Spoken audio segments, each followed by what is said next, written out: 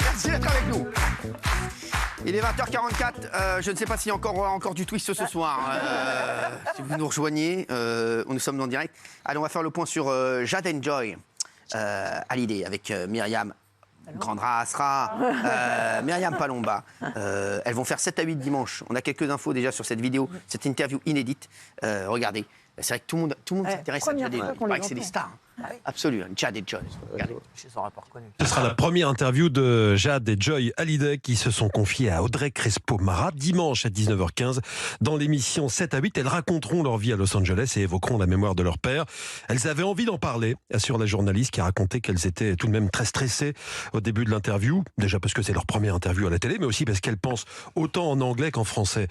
Allez, faites-moi twister, alors c'est quoi l'histoire? Bonsoir. Alors c'est assez exceptionnel parce que c'est la première fois que Jade et Joy vont parler à la télé, ils vont donner une première interview, donc ça c'est une exclue 7 à 8. Donc en fait elles vont parler donc pardon. Voilà, elles vont parler dimanche à Audrey Crespo-Mara pendant 28 minutes. Ouais. C'est un entretien assez exceptionnel. Alors à ce qui paraît, et effectivement c'est le cas, il n'y aura aucune question taboue. Elles vont toutes les deux se confier sur leur vie à Los Angeles, sur leur vie, évidemment, elles vont parler de leur père et de la comment s'appelle, de l'exposition qui va avoir lieu là à Versailles le 22 décembre qui suit. Et puis effectivement, elles vont également parler de leurs frères et sœurs, à savoir Laura et David, et sur cette histoire d'héritage qui, selon les dires, maintenant 15 et 19 ans. Ouais, quand même, ouais. Ça pousse. Oui, ça pousse. Et du coup, elles vont selon Audrey Crespo-Mara, elles expliquent que ça leur a fait énormément de peine, de cette guerre d'héritage, et que du coup, elles vont pour la première fois s'exprimer sur ce sujet, ce qui est assez exceptionnel et une exclue de 7 à 8. Elle sera là, Laetitia? Alors, il n'y a pas Laetitia. Alors, c'est ça qui est assez sympa, c'est qu'elle a décidé de laisser ses filles s'exprimer toutes seules. C'est elle qui a décidé de le faire, et en même temps, si elle avait décidé de rester, la journaliste l'aurait virée, hein, c'est ce qu'a expliqué Audrey Crespo-Mara. Elle voulait pas que leur mère vienne perturber l'interview. Et puis, ce que l'on sait, ce qui va être aussi assez rigolo, c'est que Jade et Joy, qui évidemment vivent à Los Angeles depuis des années, vont s'exprimer dans un peu. Elles ont eu beaucoup de difficultés à s'exprimer. Ça va être rigolo, ça. Bah ouais. Bah oui, moi je trouve ça rigolo. Elles vont s'exprimer. Un peu, ouais. En franglais, voilà. Donc, rigolo, à la Jean-Claude Van Damme. Non, mais c'est voilà. Ça va être rigolo, j'avoue. Ça fait un peu miafraille. Enfin bon, moi ça m'a fait marrer. Non, vous l'avez vu? J'ai vu des petits. Elle voit tout. Oui, c'est vrai qu'il y a une question qui se pose sur le rôle de Laetitia, parce que dans toute la com qui est faite, on insiste sur le fait qu'elle n'était pas là, qu'elle n'a pas influencé les réponses, et il y a des gens qui se demandent si ce ne serait pas justement une opération de com menée par Laetitia pour vendre encore plus de produits, parce que là on va fêter l'anniversaire de la mort de Johnny. Après, c'est sûr que Laetitia, elle adore 7 à 8. Elle avait donné une interview en 2020, je crois. Non, le 8 à 8 aussi, je l'ai vu faire ses courses là-bas. Voilà, elle adore, et c'est vrai que pour avoir cette interview, l'équipe de 7 à 8 ont vachement démarché l'entourage de Laetitia. Puis 5 à sec aussi. Pressing. Elle adore. Et que du coup, voilà. Mais après, ce qu'explique Audrey Crespo-Mara, c'est que elles sont assez indépendantes, elles sont plutôt intelligentes. Hein, c'est ce qu'elle nous dit. Hein. Moi, je ne les connais pas personnellement. Moi, je les adore. Et que du coup, elles n'ont pas besoin vraiment de leur mère pour dire ce qu'elles pensent. Alors, elles sont très suivies. Hein. Jade, elle est très suivie. Elle a 180 000 personnes qui la suivent sur Insta. Et Joy, 60 000 personnes, on va les voir. On va voir leur Insta. Voilà, donc ça, c'est Jade. Ça, c'est Jade, hein, si je ne m'abuse. Parce qu'il y a marqué Jade. Oui, c'est Jade. Et je le vois sur son poignet, il y a marqué Jade. Merci. C'est bon, on l'a vu, merci. Ça, c'est Joy. 15 ans. Joy. Non, c'est Jade. Ça, c'est Jade.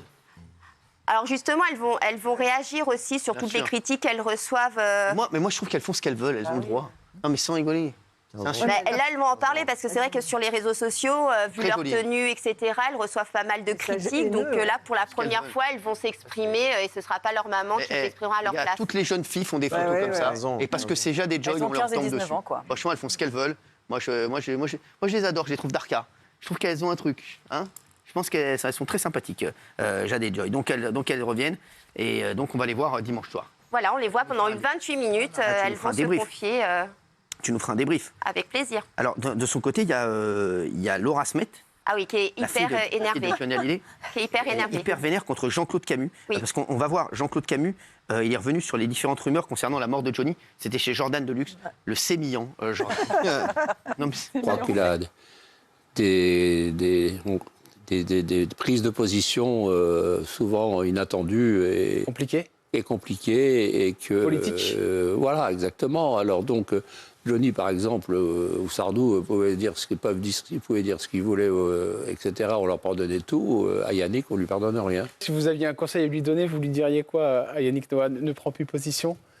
Je le laisse faire assez avec d'autres. Oui, oui, tais-toi.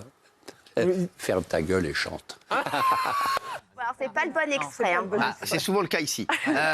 C'est quoi le bon extrait? Alors, il est revenu encore une fois sur le fameux épisode où David et Laura n'auraient pas pu assister, enfin dire une dernière fois au revoir à leur père avant qu'il meure. Donc lui, chez Jordan, il en avait déjà parlé.